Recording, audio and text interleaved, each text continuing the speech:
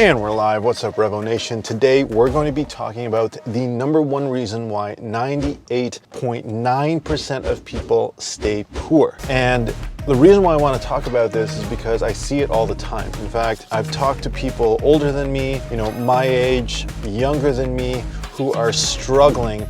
And there's one reason specifically that I can see across the board that is similar to why most of these people are struggling financially. And that's what we're going to be talking about.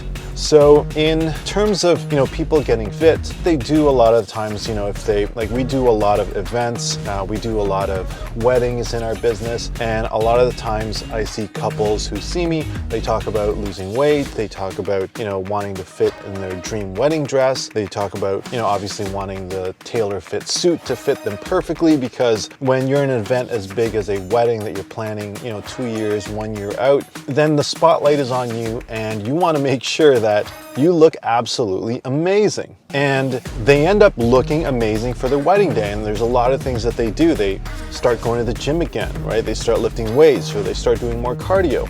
They start eating less. And because they start eating less, they start tracking their calories. They start making sure that they're getting enough protein and not eating too much fat, not eating too much carbs. They start taking their multivitamins. They start making sure that, every single day they're taking in the proper water intake. And they're doing all of these things for their bodies.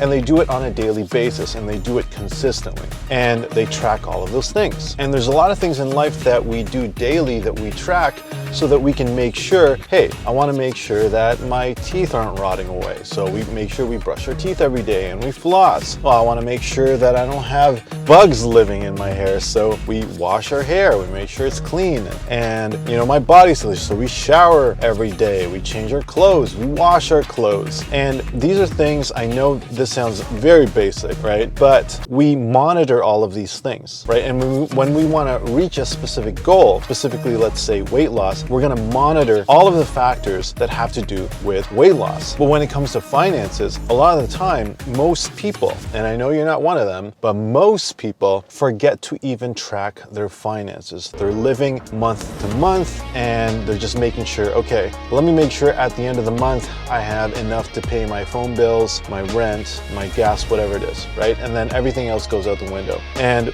one of the things that I've always done is I've always tracked my finances. I've always tracked my investments. And there's a saying, right? There's a saying in investments, don't invest more than what you can afford to lose. And the smartest investors always will throw some money into something and then they'll just consider it gone, right? They'll consider it, okay, well, then I'll probably just consider that gone. And I think that's a good way to approach some things, because you don't want to rely on volatile investments. We see now that, everything's very volatile right now, right? In fact, it's volatile going down.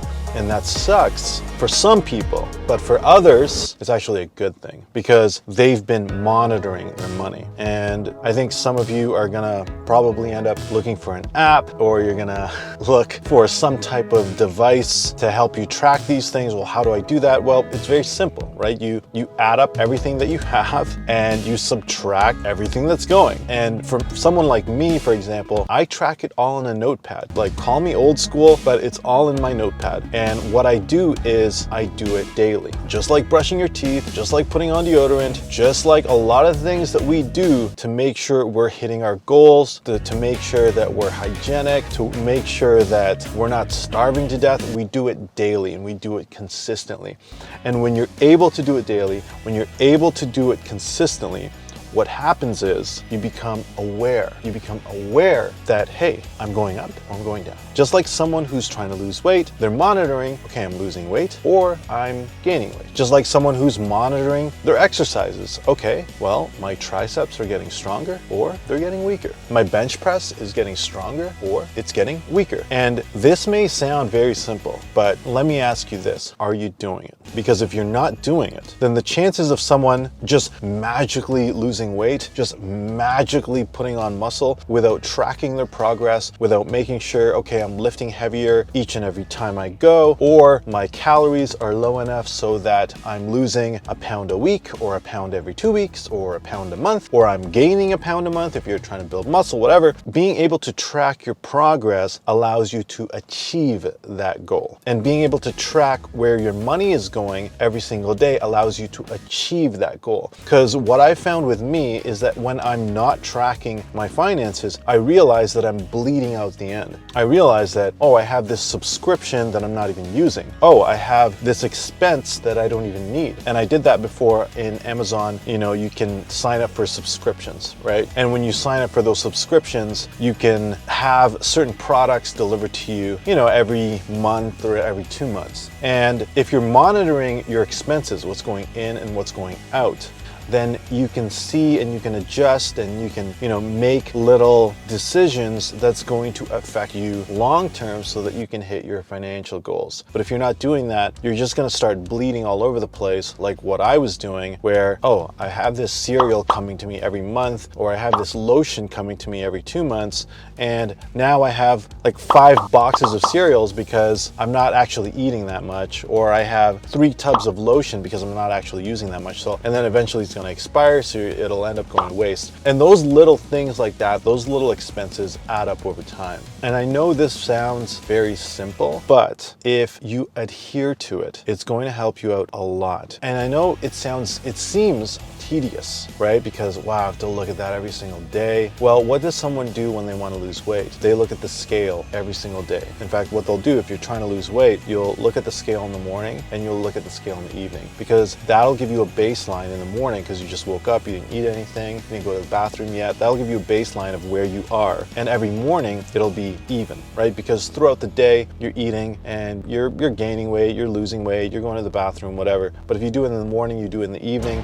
after you ate your last meal, then you usually have a baseline of, okay, I'm going up or I'm going down. And you can see your weekly progress and you'll be able to assess whether you need to change something. Should you work out more? Should you eat more? Should you work out less? Should you eat less? And then from that, you can actually move towards your goals. So if you don't do it, honestly, what's going to happen is you're just going to be where you are. And if you do it, then little by little, what you accumulate over time, you know, taking something and, you know, putting it aside, you know, they say, okay, we'll take 10%, put it aside. There's some people who are, I'll take 25%, I'll put it aside. I'll take 10% and I'll invest it and then I'll put it aside. And just having this discipline over time, over the long run, doesn't matter what you're doing, where you're going, because if you have income coming in and income coming out, you're just not going to have anything at the end of the month, right? But if you have income coming in and then you realize, okay, let me stop some of these avenues where income's coming out, then your wealth can truly begin to build.